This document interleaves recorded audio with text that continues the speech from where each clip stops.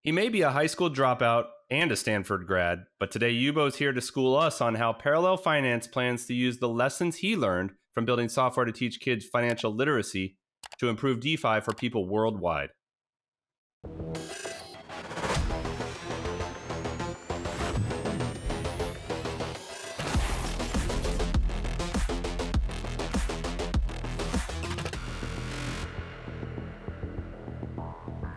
Hi there, and welcome to the Parachain Auctions podcast hosted by Kraken.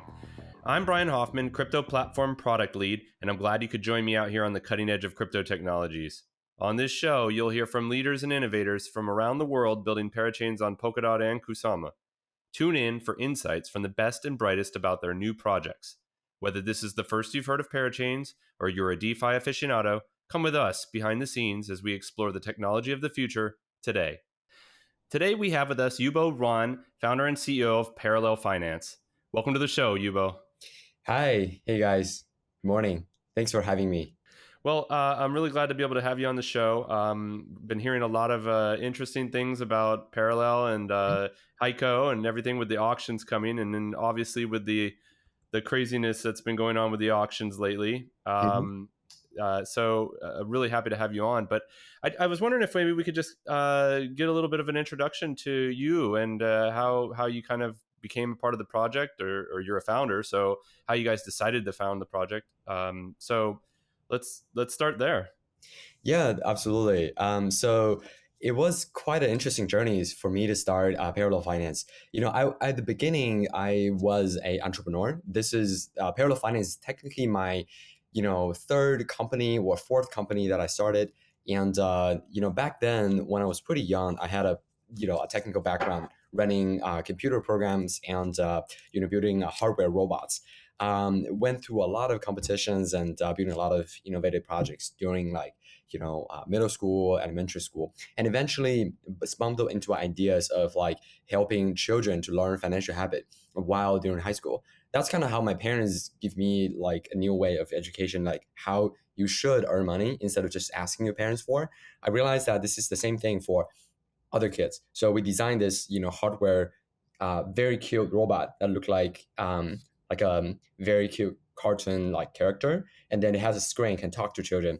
And then we embedded a software that teach them what is money, and then they can recognize different coins, bills, and eventually we integrate with third-party payments, so parents can use their phone to pay kids, and then they can actually spend while they have done some chores, homeworks, and things like that confirm on a piggy bank. So that's kind of how I stumbled into fintech in general. And after 2 years of working on that project, and by the way, I dropped out of high school at that time to run it.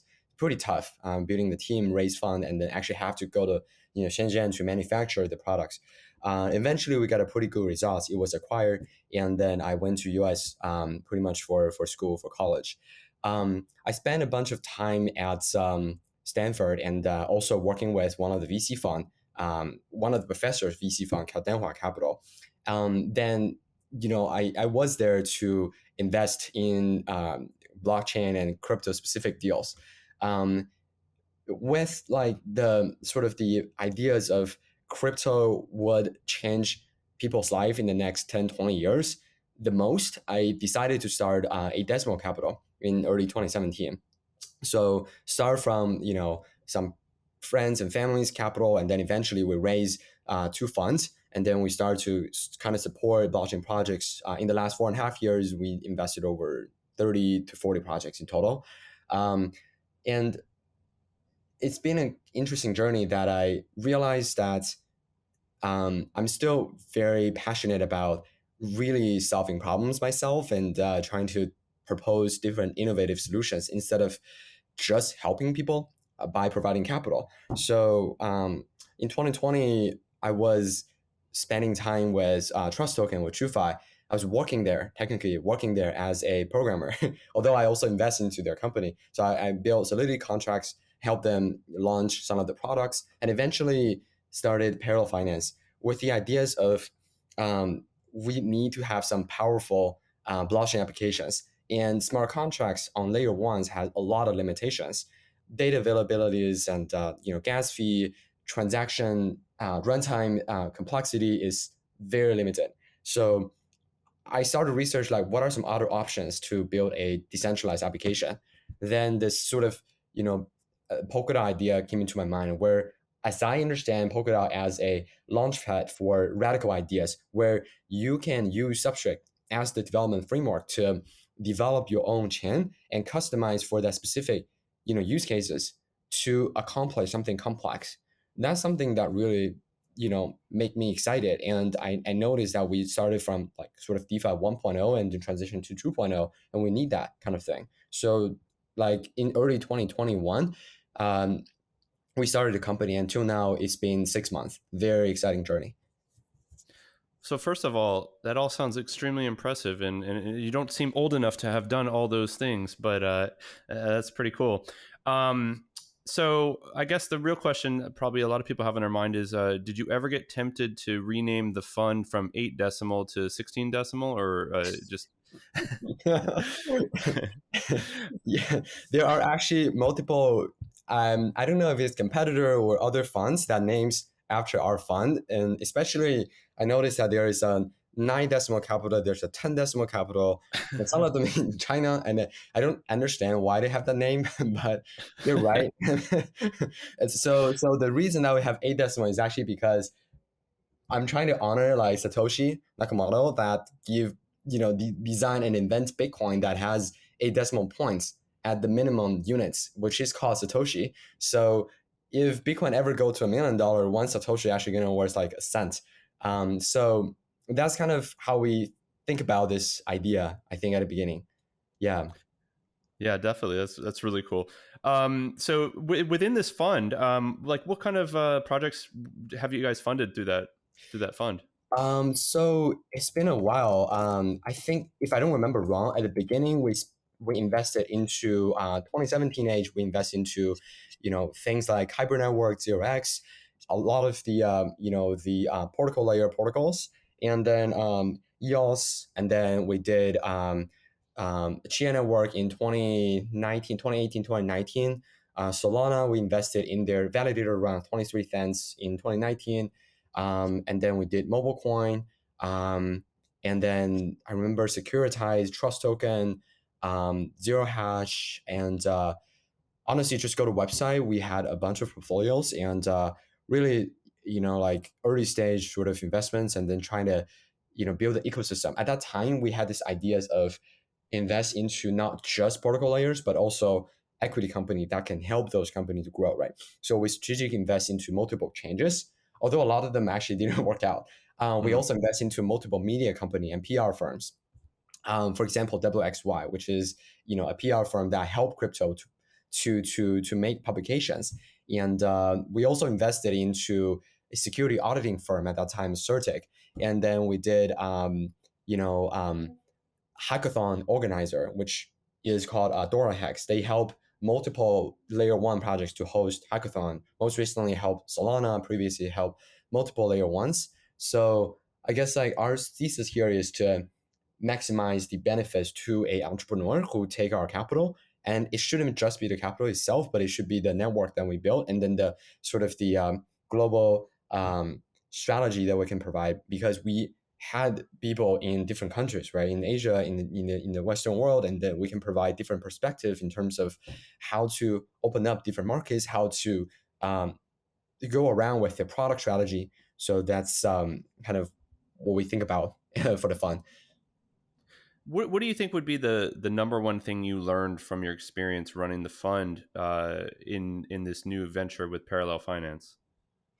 Yeah, so I think honestly, one thing that I learned the most is about learning myself, like who I really was. And I, for some time, I noticed that I wanted to, make returns. And for some period of time, I, sort of enjoy this process. But later on, I realized that this is truly a number that's never going to matter 50 years later, 100 years later. So if you can make $1 billion, it seems a lot of money. But after 100 years, it really is nothing. And you're not really directly creating something radical, but you actually helping someone. Although it provides a lot of value. But for me, I think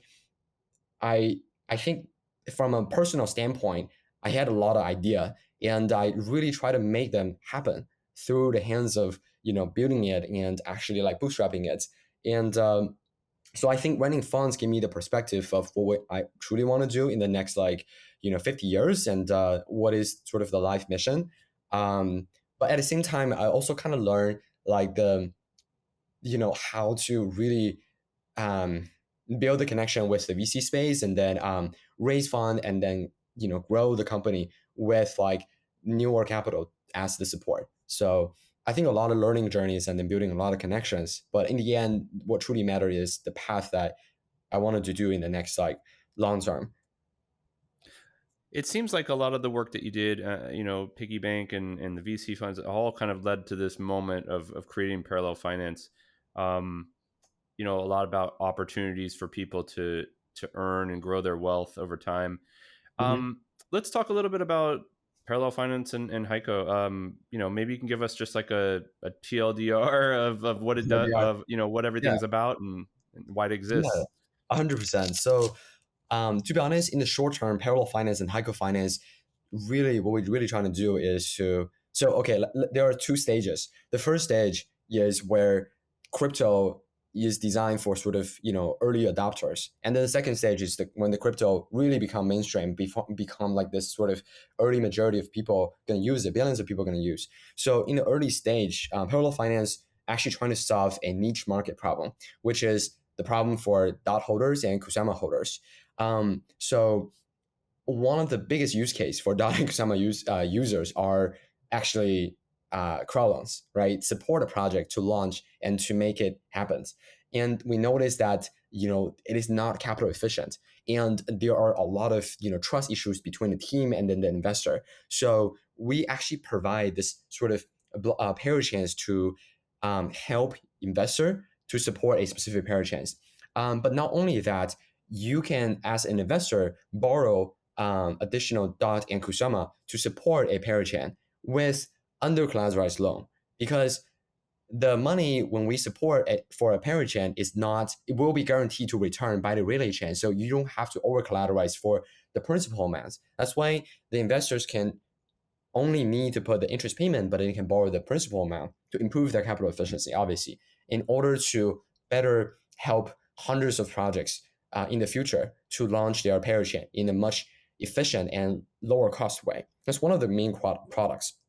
We also have multiple products that help dot holders and Kusama holders to do staking as a proof of stake. I help them with money markets to do borrowing and lendings, and then some sort of cross-chain wallet so that they can track their asset across multiple parachains, right? So that's kind of the beginning phase of our protocol, which is essentially this, what I say, like kind of a DeFi 2.0 for the dot ecosystems and Kusama ecosystems. But in the long term, what parallel finance really is this newer capacity for consumers to actually utilize our platforms. A few things you notice is that we wanted to support additional assets that is not beyond dot ecosystem. For example, alternative assets includes, like, for example, Dogecoin, or for example, Zcash, or any kinds of UTXO model coins, or any coins that are not popular on Ethereum DeFi. We can actually support as a relatively smaller protocol. And beyond that, the really big thing is to become this sort of layer to provide very innovative solutions that doesn't exist on the markets. So let me give you some examples. One of them is actually the sort of credit systems where this identity system that really not handled well on a current blockchain system. But I believe that this is 100 times more important and bigger markets than what we have as a spot market DeFi. And but it really requires to have a lot of data in order to process what should be the score, and what can we know as a smart contract or as a chain of how much how credit worthiness the other DAO or the other users is, right? So dot substrate framework actually give that capacity for you to analyze through these option workers. And so long term wise, I think what we try to do is trying to solve problems in the DeFi space that really haven't handled well by the existing players. And then we're not really trying to copy and paste anything that existed. We're really trying to do is to find things that are not existed, but we think has a lot of potential to solve it. So that's kind of the long-term plan. And eventually it will become this sort of backends for the infrastructure that people can still use in the next like 10, 20, or 50 years. Yeah, I think it's really interesting that the projects, building parachains right now seem to be so invested in kind of helping each other out in a lot of ways. Having a way for other parachains to help raise funds is something I don't think is it's kind of been like homegrown for every project separately. They got to figure out how they want to do it. It's interesting that you are creating a parachain to help people get parachains. Mm-hmm. It's It's like, important. It's definitely important. As I said, this will be one of the biggest use case for Dot, because Dot is literally this radical idea launchpad, and it need help. This process has a lot of issues. As we said, we want to be the best one to solve this issue, and everyone can use our platform to support in a decentralized fashion. are you currently in any like discussions with other teams about doing this using the capability? I mean, I know that Yes, we the actually chain's not talked live yet, to but yes, we actually talked to a bunch of Parachain um, teams that they want to launch on Dot, Kusama. Once we told them the idea, they are so thrilled and excited to really participate. On one hand, they really want to improve their capital efficiency by sort of putting a portion as the collateral and then to support their own projects and other projects. On the other hand, they really like this ideas of separating the risks and returns, or like doing this interest rate swap between the lenders and contributors, because technically there are people that don't understand anything about Parachain, right? They shouldn't take the risks of the token that they get rewarded. They will get paid through the contributor who actually taking the equity risk, which is they're going to receive the whole principal amount worth of like project tokens, but they are paying the interest to the lender who don't have any principal risks, but then they're only taking the liquidity risks. So we actually are really good. We are actually really good at handling the institutional side, right? We have majority of the largest institution holder for Dot that invest into our protocol, and then they love this ideas of providing liquidity as lender to our auction loan money market, which we call it, to earn much higher return, right, than the 14-15% proof of stake. It could be likely to be 30% or something, but they still have liquidity. Think about it this way: they don't have to care about when to invest into a parachain. They don't have to care about if the parachain failed to return the capital. They don't have to care about the timing in between two auction slot. They can just keep earning this floating rate returns over time. They're really happy with that. And on the other hand, they can use this as the collateral to actually support a project they want, right? So on the other hand, like people would borrow from them with very little capital, but then they can actually be more efficient of how they can use the capital. Say that the current interest rate is 15 like 20%, meaning that 80% of capital they can do something else for the contributor. yeah, that's a really powerful capability that you guys are offering to people. So what do you think is like the number one problem that all of this kind of solves for people? Is it like ease of use? Is it just maximizing potential returns? Like what is like the North Star for you guys? Yeah, I think we have two users on the platform, lenders and the contributors. We help lenders to hedge their risks and improve their liquidity. We also help contributors to improve their capital efficiency and to help them manage their manage their capital manage their returns essentially. So what it does in the end is to really make the market more dynamic and more has more optionalities to involve into multiple projects, and then to support multiple projects to be successful versus having all of your capital put into one, but you're not technically taking the principal risk. So that's not what the underlying substance is, right? The underlying substance is that you are trading off your opportunity cost, which is whatever the market rate is, to the project tokens. That's the real substance of Parachain auction. So we separate out the principal portion and then the yield portion to have two set of actors to participate, so that the market can be much more dynamic and has more optionalities to here. Awesome. So let's talk a little bit about the auction itself, right? Mhm. So you're currently bidding on an auction. You're trying to win one. Um, we had quite a little surprise here in the Nice. last Yeah. auction. Tell us what happened. I mean, I'd love to just hear a little bit of behind the scenes on like what you and the team were thinking. I mean, you guys led for, I think, clearly the majority of the period, but somehow still fell short a little bit. But yeah, I Yeah. mean, what was going through your guys' minds as that happened? Yeah, this is a super interesting story. If we were to contribute just a couple hours early, there is pretty much a large contributions.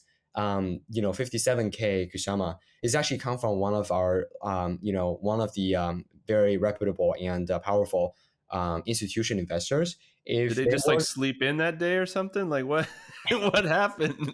we have to sign agreements. We have to go through the compliance team. We have to figure out what is the tax implications and things like Mhm. that. So it takes some time. And then we also have a separate sort of, they have a much longer lockup terms than the normal vesting schedules.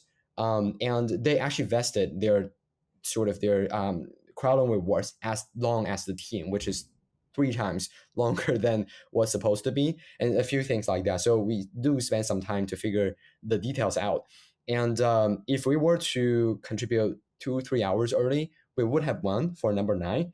Um, but like things happen. I think this is, as I said, like on a Twitter, I said that we had a 65% of chance to win. So is not guaranteed. It's just a chance to win. But we're super lucky that we set the hard cap to 400K, where we can guarantee to win for the next slot, which is number 10. And I honestly suggest other Parachain when they participate into this auction to set just a little bit higher hard cap in order to, sort of give some space in a case where it's super competitive, and some people can jump over your cap, right? That's not a good limitation that you wanted to have. So that's kind of how I think about this. And um, I think some people mentioned about like we had bigger, sort of whales to support. One thing I want to clarify is that they are not like random whales. They're actually very reputable funds that help us so much to launch the idea to reality. And really, they have much longer holding period. They help us with providing liquidity, and then help us with like hirings and many other things. So we are very selective on who to help us, and then we are also very, like thinking in the long term, like earning a slot only means that the beginning of your slot is not the end of your project. It's really just at the right beginning of the slot. um, we try to allocate more capital to this sort of long-term ecosystem growth and liquidity for the platforms. And so we see like a DeFi chain to be successful. One of the core criteria is that it has enough people to use, right? Enough liquidity to use. Otherwise, Mhm. just by launching a chain with nothing is worse than launching a chain, much worse than launching a chain with so much capital on top. So yeah, that's kind of the logic behind our mind, which is essentially incentivize for long-term win of the protocol, not a short-term win of the protocol. When the parachain auction started, I thought that the parameter that people would kind of be like trying to figure out what the sweet spot for was like the timing of their bids. But it seems like now it's become more of this hard cap amount. Like you kind of mentioned that projects should probably set theirs a little bit higher. I Mm-hmm. think several weeks ago, I can't remember which team we were speaking to, but they were like, oh, I think it might have been Kilt. They were like, oh, they should set their hard cap lower because it's just a waste. Where do you currently see like the sweet spot for where teams should set their hard cap? So for the second batch, I think it should be higher than 220K ish. And like if everyone set it to the same hard cap, is actually very dangerous, because usually what happens is that there are more than 5 contender for up to like 5 slots.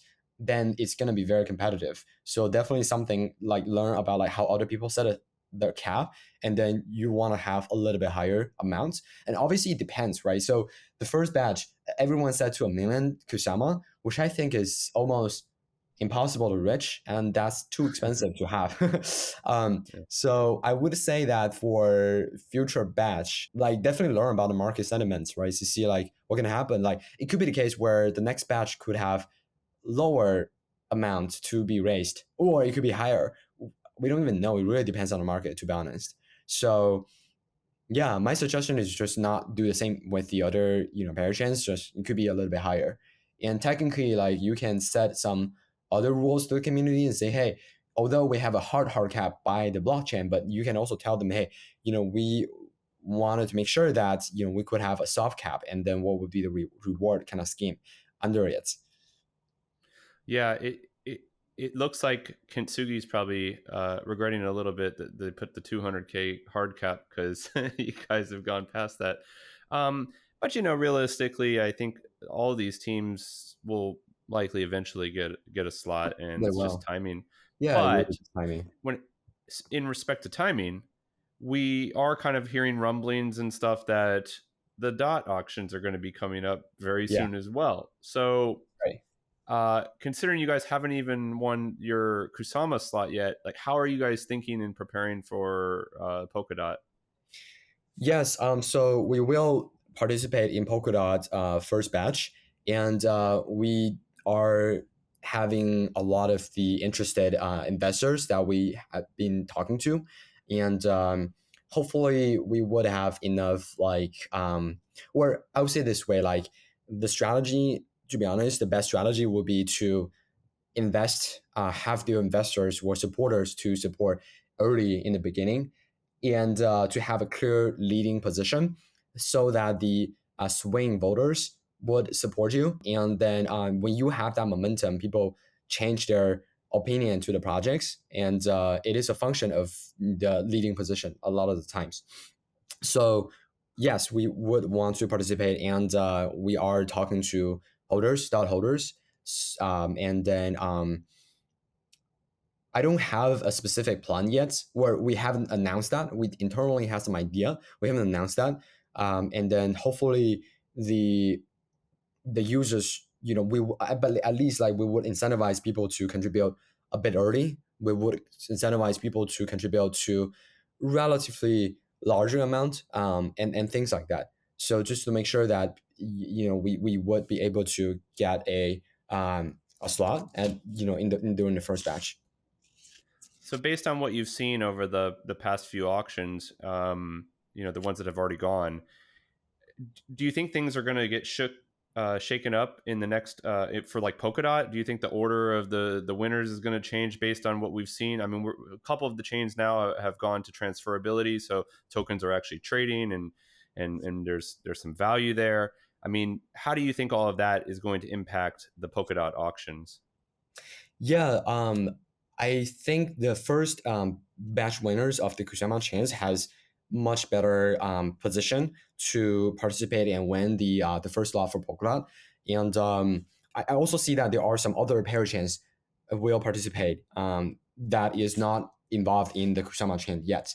You know that there are many projects that are kind of already launched on the markets and have been trading, but they haven't do any Kusama things. And I noticed that some of them would participate. So the first batch could be very interesting. And I think that it will be very competitive around the time frame like Q4 this year. Yeah, a lot of people are speculating it's going to be like a magnitude bigger than what we're seeing with Kusama. But It I will be, certainly think that yeah. a lot of the teams that are doing Kusama auctions are kind of at an advantage, at least from a technical Mhm. aspect of rolling out the chain and getting to transferability. I mean, some of the teams seem to potentially be struggling a little bit, or like maybe going beyond their timelines and figuring it all out. Are you guys worried about when you win the slot, like those next few weeks to months? Like, are you do you feel comfortable and prepared for like getting to launch? Oh, you mean for the Kusama chain or for the Polkadot Yeah, chain? sorry for the Kusama For chain. the Kusama Yeah, chain. Yeah, yeah. so we had a very rigorous plan to launch our products. And at the beginning, we have three phases. The first phase is this public testing phase where we like control the cap of how much money to flow into our to our protocol. And then the goal for the public testing phase is to expose as much as problem as possible. The blockchain might stop producing blocks where there are some unexpected issues, but that's great. That's what we're trying to do. We have to run that for at least a couple weeks or a couple months. I don't know how long it's going to take, but we'll run it for that. And then the second phase is this sort of liquidity bootstrapping phase where we would have somewhere between like $50 million worth of capital into the chain to push out the liquidity and people can use and have a really good user experience. And phase 3 will be the actual full-on launch for all of the protocols, where we would have much larger positions. It could be in the figures of 9 figures or 10 figures of capital flow into the protocol so that people can use. So I wouldn't worry too much. Honestly, like, it's a long-term game, and security and safety is always number one on top of our team, and we never sacrifice anything related to that to other parameters. You just started talking a little bit about kind of the craziness around the whole process. We ask everybody who comes on the show for something we call a chaos score. So as you're probably well aware, I don't even know. Are you familiar with the chaos score? Have you heard of this? I think I've probably heard about that, but I'm not super familiar with the concept of that. Okay. I just assume everybody doesn't know, but we've done it quite a bit now. So essentially, Kusama's slogan is expect chaos. Everybody knows that. So we ask our guests to give us a score 1 to 10 on how chaotic this whole entire ordeal has been for them and their team. So what would you think? 10 being the most chaotic, 1 being not chaotic at all. What would you score your overall experience? I think Kusama honestly is very I would say like 7.5, in between 5 to 10. And it is definitely beyond my normal expectations. There's a lot of things that never really we thought that it could happen. So yeah, 7.5 is probably a safe score, but based on your background and all the different things that you've risk taking that you've done in your life so far, it seems like this probably wouldn't be too far off the beaten path. Yeah. It's not too bad. Yeah, that's right. Yeah, exactly. Well, I mean, your community seems to be really supporting you guys, and obviously with your investors coming in and helping out too, lots and lots of support. So where do you expect the project to be in a year from now? So 1 year from now, we would be very likely to be one of the largest DeFi ecosystem for the dot. And then at least like we complete the mission for phase 1, and we are able to support multiple assets besides the ecosystem of Polkadot that we would attract users beyond this sort of the existing ecosystems. And then I think one more thing that potentially we could achieve is the sort of ideas of having at least like helping the normal users to have a better experience in terms of their gas fees. I noticed that how expensive Ethereum gas fees is. We could define how much we charge in terms of the transactions and what currency to pay. So we actually want to at least like in a sense to subsidize users' transaction fees as much as we can, especially for the people who couldn't afford. We actually really think so. Like $10 for a middle class in the US means very different than someone in the third world countries having that $10. It could mean like 1 day worth of food or 2 day worth of food. And so we try to have some sort of subsidized mechanism to be designed in the next like 6 months. And then eventually I hope that Heiko or Parallel chain is a alternative to the DeFi ecosystem that provide this super flexible transaction fee system, but at the same time, you would experience something that different than the current, sort of DeFi ecosystems. That's really great to hear. I think several years ago when I first started getting into crypto, it seemed like everybody kind of pontificated about, oh, it's going to change the world for all these third world countries, and people in Africa are going to make $1 million on this, and it didn't seem like there was a disconnect still, like between what reality and what we envisioned crypto could do for everybody. But we're starting to get there. We're starting to see that really happen. So it's really exciting to see teams like yours come and bring these kinds of technologies to everybody. I have another question around the project. Heiko, where'd the name come from? What does it mean? It actually means parallel in the Japanese language. And then, Kusama is actually the Japanese artist for drawing, famously drawing the dot. So, in order to sort of make a similar rhyme with Kusama Network, we choose a Japanese name for parallel, which is called Heiko, and that's it. I had a feeling that it was probably something pretty straightforward. I just didn't know the Yeah, translation. But thank you yeah, for explaining that. yeah. Where can the audience find out more about Parallel Finance, Heiko, and everything you guys are working on? I think so. Parallel.fi is our website, and then we have Discord, Telegram, and then a lot of the channels, and we have WeChat community, and it's growing really fast. And those are the best way to learn. And then also like we are like hiring for engineers, hiring for operational roles and marketing roles. So definitely reach out if you are interested. Even for part time, we're happy to have talented people to join. Awesome, great. Well, thank you so much for joining us today. This was like a really great conversation. I enjoyed having you on, and I think the audience probably learned a lot about what Parallel Finance is doing for the ecosystem. Thanks. Thank you so much. Thank you so much. Thank you for having me here. All right, that was part one of our interview with Yubo from Parallel Finance. Heiko just won the 10th slot auction on Kusama, and we got a chance to sit down with him afterwards and find out how the team's doing and where they're going next. All right, well, we're glad to have Yubo back on the show from Parallel. Your Parachain crowd loan just won the auction slot for Heiko. How's the team feeling? How are you feeling?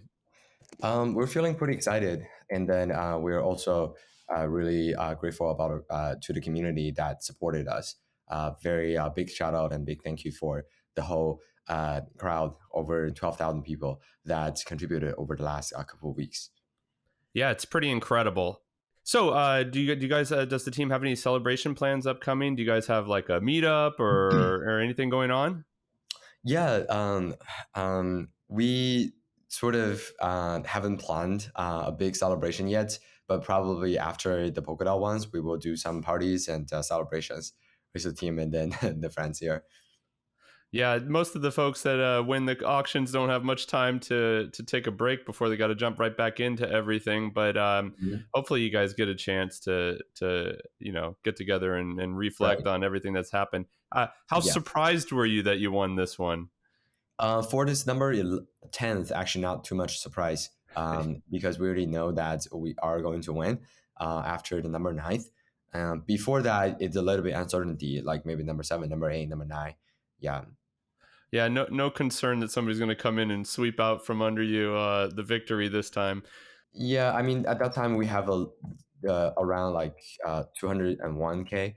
And then I noticed that a lot of projects had a cap of 200K. So relatively we're safe for number 10. Yeah, and one of the most interesting things that happened recently was that they announced there was going to actually be an 11th auction. Hmm. What do you think about that? Honestly, I think you know it's great to have more project to join Kusama. In my opinion, it would be even better to have a continuous auction, just no batch, and just keep on auctioning. So every team will be relaxed a lot more. There's no like a fear of losing the next this batch and not being able to join. Uh, I I really hope that Kusama Gen at least to be a low cost relay chain to help any projects and team to launch their radical idea instead of having too high of a bar or too competitive. The goal is not to be super competitive with each other and fight each other. The goal is to have a strong ecosystem that have diversity and different type of projects join and then build ecosystem together. Yeah, obviously, Parity wanted to make sure that there was stability and everything Yeah, was working properly and had some reasons to space it out. But I totally agree with you. I'm excited to see like when we start to get into like a consistent auctions, just keep going. That'll be really, really exciting to see. So, it's hard to tell sometimes like what the makeup and demographics of contributors are for any crowd loan or auction. But it has been observed that you guys had like kind of a handful of like really large contributors to your crowd loan. I mean, did you guys strategically focus on targeting like a couple like really big contributors, or did this just kind of happen organically? Like, what was your approach there? Yeah, so we had 157K contributions. I mean, I already tweeted on Twitter a couple of days ago about like what's going on with some of the big contributors. We know three of them, and then they are very reputable funds in the space.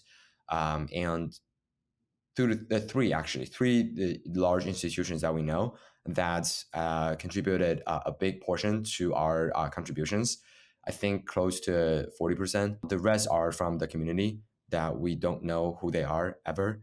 And then the reason that we have those large contributors is actually the fact that they truly want to support, first of all, and getting more exposure to our project tokens, but at the same time, trying to provide liquidity overall in the long term. Besides, obviously besides crowd loan auctions, and then we feel like it's it's strategic to have big supporter as a signal that really look ahead of time to support our projects. And as a long-term supporter, one of their one of the contributors reward has the same lockup period of the team. So we're really grateful to have that as well. Having a large community of kind of low cap supporters is really great, but it must feel awesome to have support from such big players as well. I mean, it really demonstrates support from a larger level, like more mature players. It really brings some stability to the ecosystem and like lends some credibility to the fact that parachains are going to be here to stay, I think. Would you agree with that? Yeah, I agree with that. And I mean, this is the typical market structures. A lot of the token holders, or if you look at a composition of a tokens, for most of the times, a big portion is usually held by a small portion of the users, and then we have the long-term user. If you look at the distribution, generally look like that. It depends on how decentralized the token distribution is, but usually there will be a curve. So the rumor is that Polkadot auctions are going to be announced pretty shortly. Yeah. How do you think that having both of the networks kind of going at the same time, and maybe the auctions won't be going overlapping immediately, but there's a lot of interest in Polkadot, and we haven't even seen how the auctions will go. Like, but how do you think the dynamic will change now that there will be two kind of competing networks doing these crowd loans? I think Kusama served as a chain that innovate and launch all of the new features that Polkadot haven't had a chance to test, and then a lot of the new project will launch on Kusama first. So I see the value that people would still participate in Kusama to get the exposure to the latest projects.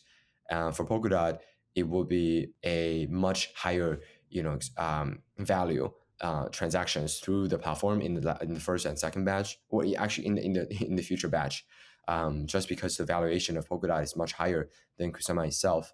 So I think the dynamic here will be a portion of the a big portion of the attention will be diverted into the Polkadot space. So naturally, I would think that Kusama contribution amount will gradually become smaller over the next like 10, 20 slots compared with the first 10, in my opinion. Yeah, and one thing that I think will be kind of sweet sorrow is parting with the whole expect chaos angle.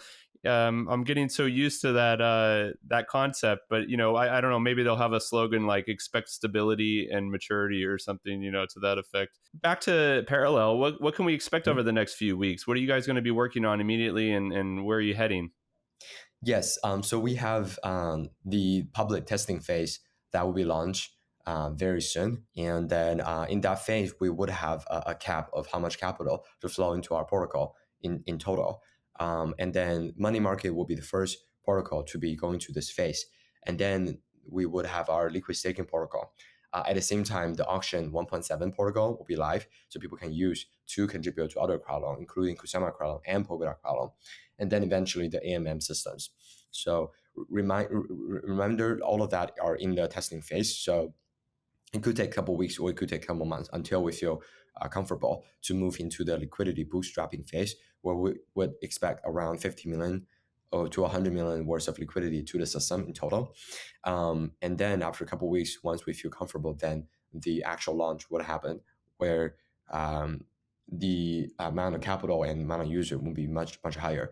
And then the reason we do that is really because we want to make sure that the platform is has been battle tested and has been exposed to any users in the world, so that we can fix problem first if there are. Yeah, and obviously you have a lot of like business and operational and technical things to like worry about, but are there going to be any kind of like community events or anything like to hype up the community prior to transferability and everybody getting their hands on these tokens? Yeah, that's a good question. We are actually pretty busy preparing for the Polkadot auction. So one of the things we'll do is obviously this incentive mechanism that we plan to release for the Polkadot auction, so people can see how much reward they can get, what type of referral system we use, and what type of sort of early bird bonus or power bonus that we plan to provide, plus some waitlist type of structures for the Polkadot auction. Kusama was what we do is we test all of the, well, not technically test that, we actually launch the new features all on Heiko first until it's very stabilized, and then we're going to move on the Parrallel side. So the early participants to Heiko will also have additional incentive to use, and then we are also rolling out that plans to the community. I'm extremely excited to see where this goes in the future, and I wish you guys and the team the best of luck. Where can everybody go to find out a little bit more about the project as you guys are going through this next phase? So I think the best place is our website and then Telegram Discord channel. We will just keep on sending out the latest informations to the community once we have. And then for Chinese users specifically, go to WeChat, and we have a lot of official groups there. Yeah, after this week, I guess we have to stop pointing people to Facebook and Instagram pages for stability reasons, right? So yes, just stay away. System. And then, yeah. Well, that's really great. Congratulations again on winning the slot 10, and we look forward to everything in the future. Thanks. Thanks, Yubo. So much. Yeah, appreciate it.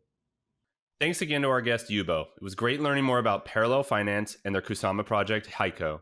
Make sure you like, subscribe, and review us on your favorite podcast platform, and we will be sure to bring you along as we get a backstage pass to the world of Parachain auctions. Until next time, I'm Brian Hoffman, and this has been the Parachain Auctions Podcast.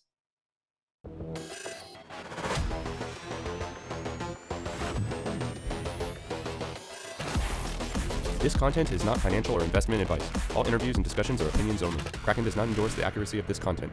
None of the following information should be construed as a recommendation to support any specific Parachain project or to participate in Parachain auctions in general. See our terms of service for more information.